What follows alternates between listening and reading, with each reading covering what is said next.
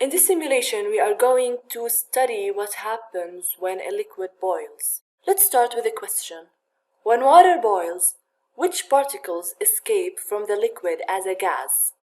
H2 and O2 molecules, H2O molecules, H and O atoms, or H plus and O2 minus ions?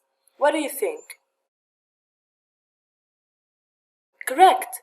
H2O molecules are the particles that escape from liquid as a gas, so the covalent bond between hydrogen and oxygen in the molecule is not broken. Let's demonstrate this in a simulation.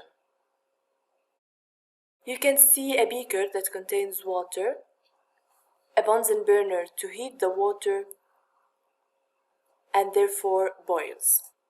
The molecules that make up water are H2O molecules. H2O molecules contain one oxygen atom and two hydrogen atoms. The particles escape from the liquid as the substance becomes a gas. So when we heat the water by a Bunsen burner, the molecules escape and become gas, and as you see, the average distance between the particles increases greatly.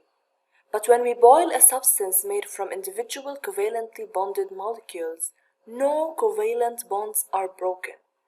The energy supplied overcomes the relatively weak forces between molecules, and we call them intermolecular forces. So what is broken are those intermolecular forces joining the H2O molecules together.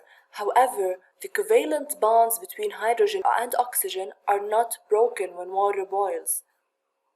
The strong covalent bonds within the molecule are left intact. So this is what happens when water boils.